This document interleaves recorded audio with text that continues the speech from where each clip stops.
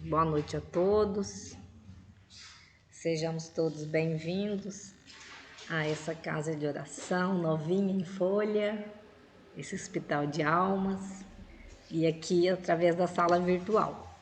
Sou a Elza e a nossa temática de hoje é a vida acima de tudo.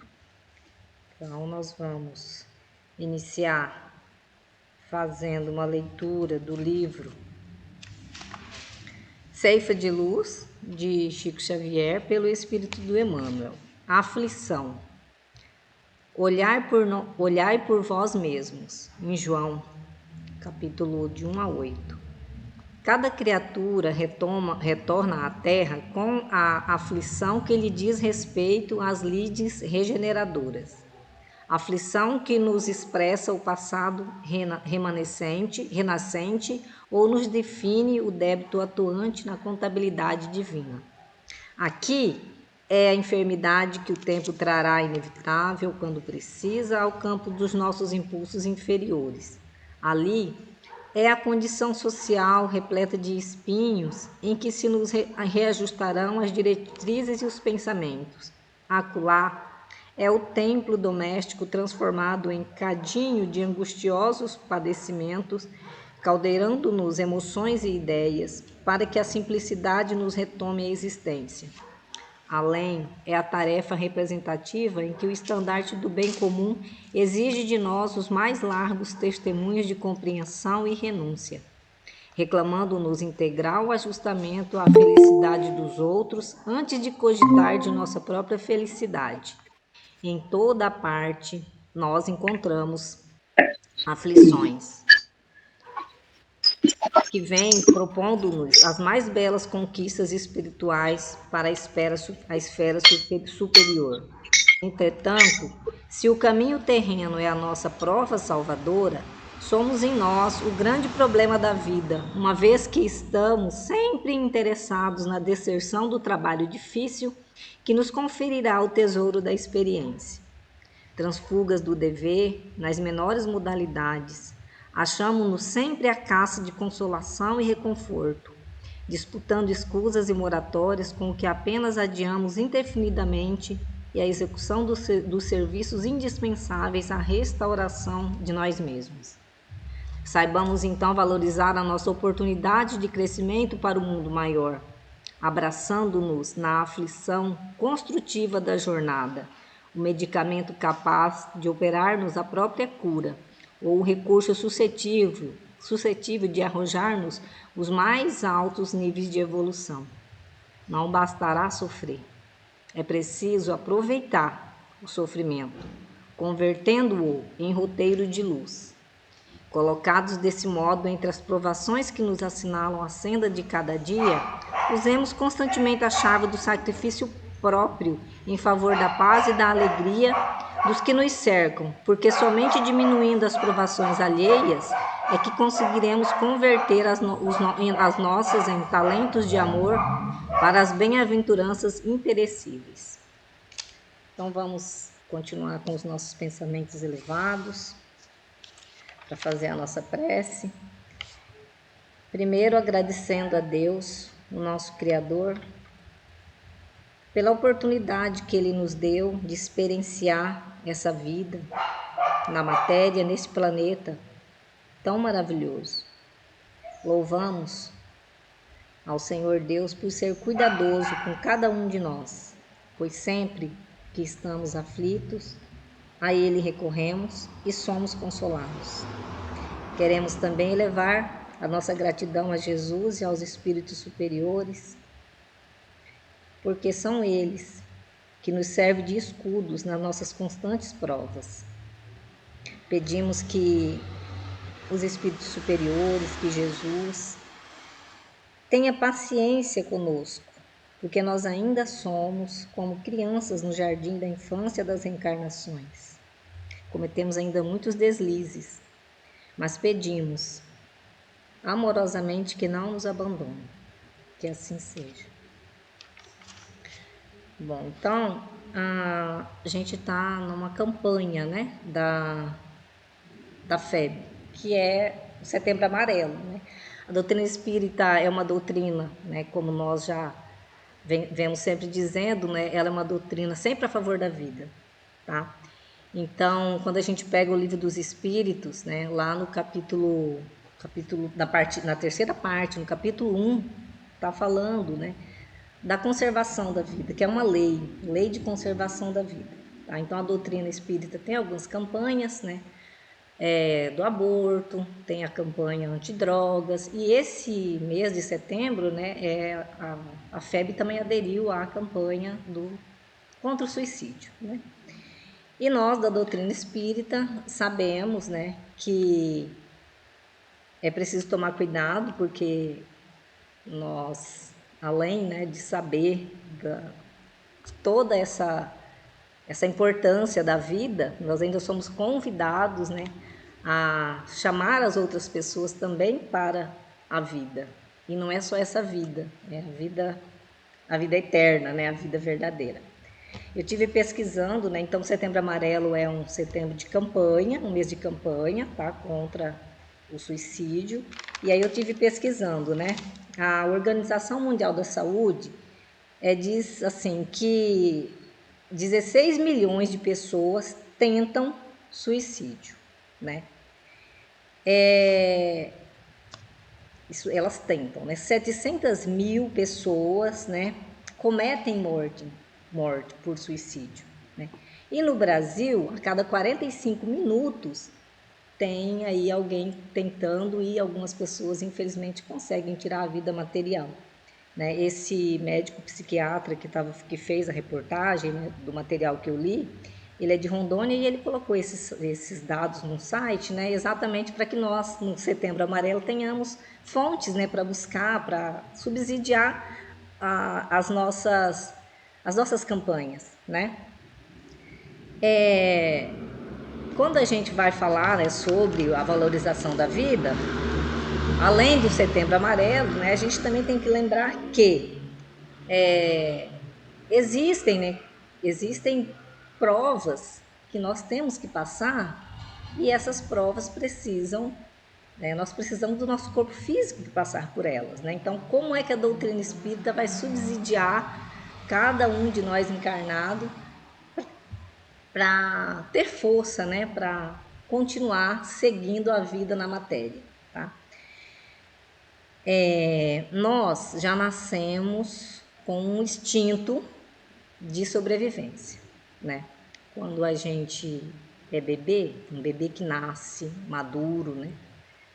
Que tem a gestação normal, dá os 9 meses, quando ele sai da barriga da mãe, ele já procura o seio para se alimentar, né? Se ele não tiver nenhuma anomalia, nenhum problema cognitivo, ele vai nascer e vai sair como um bezerrinho procurando o seio, né? Porque é um instinto, né? Nós temos o instinto de preservar a vida, tá? E a doutrina espírita também diz isso, lá na questão 702, né? Está dizendo assim, ó, que todos os seres vivos possuem o instinto da conservação.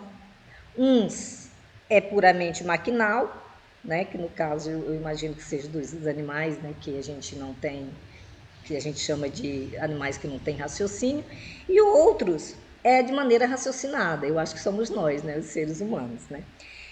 E por que Deus nos deu o instinto de conservar a vida? Também tem a explicação lá na parte 3 do Livro dos Espíritos, capítulo 1, né? Dizendo assim, porque todos nós temos que cumprir o planejamento feito na espiritualidade. Então, nós não fomos colocados aqui e pronto. Né? A doutrina espírita salvaguarda que nós somos espíritos reencarnantes, tá? Eu imagino que todos, né, que estejam aqui na sala virtual já tenham ouvido falar, né, sobre as vidas sucessivas, é o que nós acreditamos. Então, nós da doutrina espírita acreditamos que nós somos espíritos reencarnantes. Não é a primeira vez que reencarnamos, também não é a última.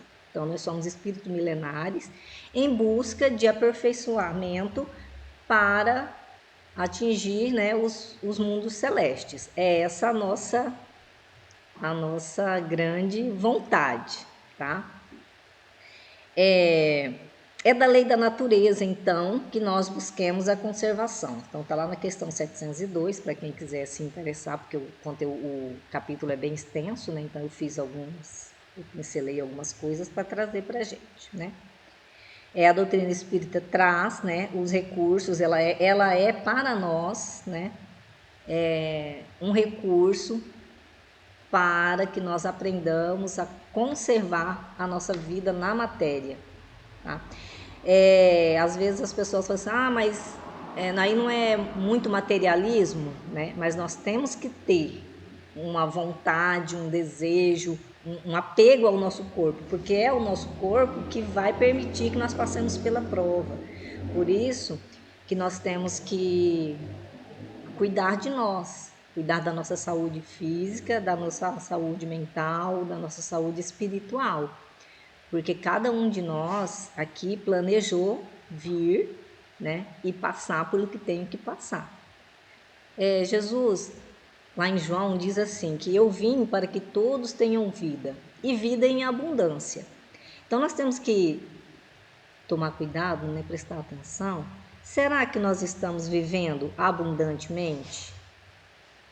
Porque lá nas bem-aventuranças está dizendo assim, que bem-aventurados os aflitos, né? Que eles serão consolados.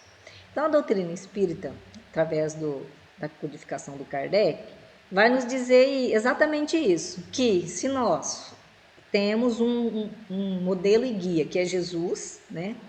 Jesus passou por provas, Jesus passou por sofrimento, né? Jesus veio mostrar para a gente como é que devemos passar pelas provas.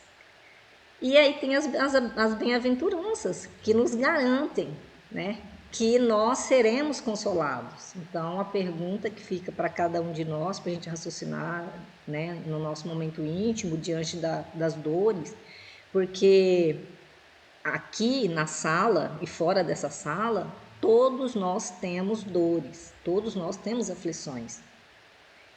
O rico, o pobre, o branco, o preto, o índio, sei lá, o americano, todos nós temos provas, elas são íntimas, né? Temos dores, temos aflições. E muitas vezes nós queremos sucumbir, né? Então a doutrina espírita, ela propõe que nós saibamos superar os obstáculos para que nós possamos voltar para a verdadeira vida com essa prova cumprida, tá? Kardec, né, quando perguntou da questão 702 até 727 sobre perguntou aos espíritos, né, sobre a lei de conservação, os espíritos são bastante repetitivos em dizer: nós estamos aqui por misericórdia de Deus, estamos aqui para nos melhorar. Então, cada vez que viemos, mesmo que a gente venha com dificuldade financeira, com problema físico, com problema psicológico, nós viemos aqui para experienciar e voltar com essa prova resolvida para a espiritualidade, tá? Em resumo, é isso que os espíritos nos dizem, tá? E aí, nós temos que lembrar, né, que quando se fala em suicídio e a vida acima de tudo, nós precisamos lembrar que a doutrina espírita fala do suicídio voluntário e involuntário. O suicídio voluntário é aquele, né, onde a gente resolve mesmo tirar a nossa própria vida, né, através de alguns recursos aí. Outro é o involuntário, que é quando a gente não toma cuidado com a nossa vida material e a gente vai se enchendo de doenças, os excessos da vida nos levam a interromper a nossa vida prematuramente. Então, na questão 728, Kardec pergunta aos espíritos, né? Por que nós não podemos tentar contra a vida do corpo físico, né? E aí os espíritos dizem, né, que a destruição, ela é necessária, mas nós não podemos nos autodestruir. Então, lá no capítulo 6, né, da terceira parte do livro dos Espíritos está dizendo assim, que a destruição é necessária, a gente não vai viver eternamente, mas nós não podemos nos autodestruir de maneira arbitrária, né? Eu não quero mais viver e eu vou parar com isso que eu estou sofrendo demais. Não é assim, né? Só Deus pode fazer isso, só Deus sabe o momento, nosso momento de partida, tá? Porque Deus nos usa, Deus usa o nosso instrumento, nós somos instrumento de Deus, né? Nós somos feitos, né, a sua imagem e semelhança, e nós vamos evoluir, nós vamos chegar a um patamar de evolução que as dores, né, não nos mais pegarão, né? Nós vamos viver felicidades bem mais nós vamos viver eternamente em estado de felicidade, né? A gente sabe que aqui no planeta Terra, né, nós somos ainda um planeta de provas e expiações, então nós não vamos viver aqui sem provas, sem dificuldade, né? E eu usei o termo atrapalhar, nós não podemos atrapalhar os planos de Deus, porque nós somos também co-criadores, né? Nós somos fragmentos de Deus, nós temos a centelha divina em nós, então nós não podemos atrapalhar o plano do nosso Pai, do nosso Criador. Vamos imaginar que a gente esteja em casa cuidando dos nossos filhos, né? E a gente tem uma responsabilidade com os nossos filhos. E aí os nossos filhos resolvem que vão bagunçar o coreto lá em casa. A gente vai ter que ter pulso e dizer, não, aqui quem manda sou eu, porque eu sou seu pai, eu quero que você seja uma pessoa boa, honesta. Deus quer isso de nós, Deus quer a gente evoluído. Então a gente não pode atrapalhar os planos de Deus, né? A gente precisa, aos poucos, entender que Deus é nosso Pai, Ele é soberano e justo. Nós não estamos sofrendo aqui porque Ele quer que a gente sofra. Deus nos deu o livre-arbítrio, nós temos liberdade para fazer as escolhas. Então, quando a gente bebe demais, né, fuma, que não é um bom, né, não é uma boa, é um vício, né? Quando a gente se enche dessas coisas, né, tem uma vida material muito desregrada, obviamente a gente está contrariando os planos de Deus, né? E lá no comecinho, né, na primeira mensagem, estava falando que a gente precisa passar pelas provas e sofrer com resignação. Mas não é sofrer querendo, buscando o sofrimento. Não, é entender que o sofrimento faz parte e que nós não estamos sozinhos, né?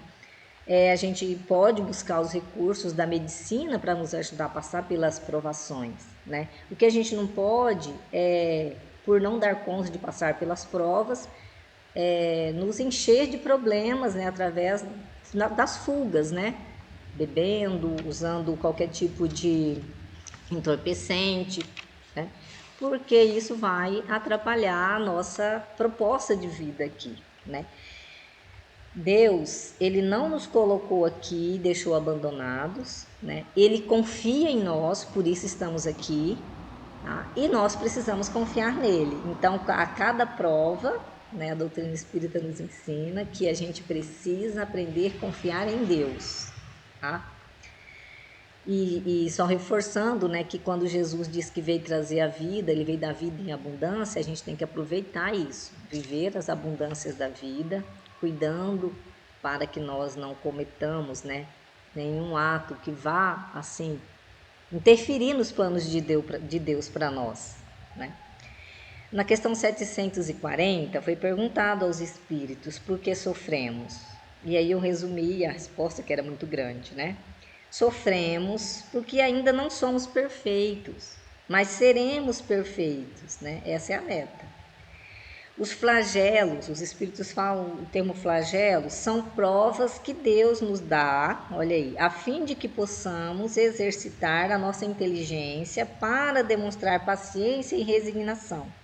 Aí às vezes a gente pergunta, nossa, mas por que a vida do fulano é tão fácil e a minha, eu vivo com esses problemas de saúde, eu vivo com esses problemas financeiros, mas a gente não sabe qual é a proposta de vida das pessoas que caminham ao nosso lado, né? Muitas vezes a gente convive na família da gente com pessoas saudáveis e um ente nosso é o tempo todo doente. Então, assim, a gente não sabe o que aquele espírito tem para resolver, né?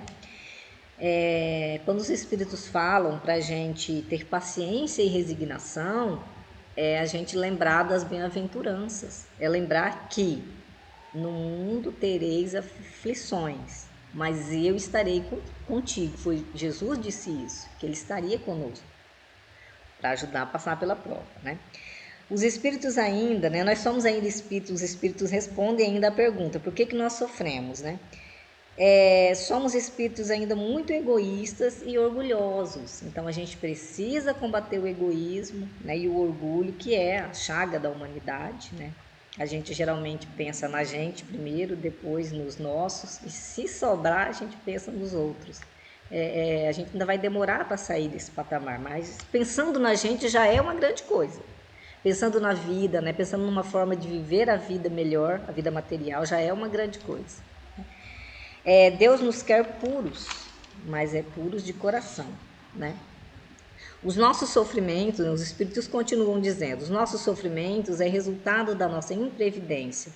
E é claro que a gente sabe, né? Se a gente fizer uma análise do nosso dia a dia, a gente vai ver onde a gente comete mais erros. Mas a gente sempre fala isso aqui na doutrina espírita. Não adianta viver de culpa e nem de passado.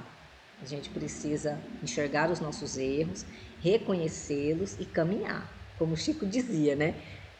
Rasteje, mas para frente, né? Então, assim, essa é a nossa proposta da doutrina espírita, buscar no Pentateuco kardeciano, principalmente no Evangelho, né, as formas de passar pelas provas de maneira resignada, né? Nós não podemos nos suicidar, nem voluntário, nem involuntariamente, porque nós estamos nos comprometendo com a lei divina, tá? Então, se a gente tem, né, alguma pessoa que está passando por dificuldade, por problema, a gente solicita, né, que faça o seu acolhimento, venha à casa espírita. Nós temos, né, lá no Allan Kardec, a gente tem o PAI, que é um programa de auxílio espiritual.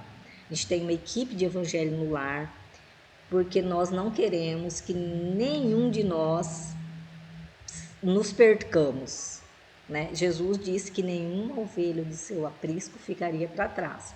E essa é uma proposta da doutrina espírita. Nós não podemos permitir que os seres que nós amamos sucumbam. Então a gente tem que estar atento diante de qualquer manifestação de infelicidade, de vontade de não querer seguir. Nós precisamos nos colocar como pessoas para auxiliar. E na possibilidade, né, de algum dos nossos entes queridos, amigos, colegas, caírem, né, não conseguirem e cometer o suicídio, que nós jamais o acusemos de fraqueza, que nós possamos ter a hombridade de reconhecer que todos nós somos fracos, e aí orar para que a espiritualidade acolha esses irmãos que infelizmente não conseguiram passar, né, pela prova sem atentar contra a vida, tá? Temos que ter calma e resignação, porque é isso que vai garantir, né, cada vez mais a nossa volta aqui, né? Quanto mais a gente se melhorar aqui, melhor a gente vai garantir, porque vamos voltar, né? Nós vamos voltar.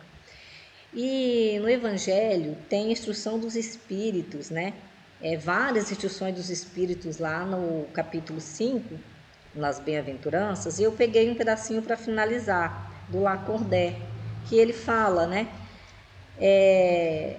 Ele nos encoraja a viver. Então, quando a gente estiver, né, muito desanimado, achando que a prova está muito difícil, recorra lá no capítulo 5 do Evangelho, né, e leia as instruções dos Espíritos. São maravilhosas. Elas são como um bálsamo, elas dão uma revigorada na gente. E procure, né, claro, a medicina tradicional. E aí eu resumi aqui duas mensagens do Lacordaire, de 1863, que está no Evangelho, segundo o Espiritismo, e de São Luís, tá? Para a gente encerrar.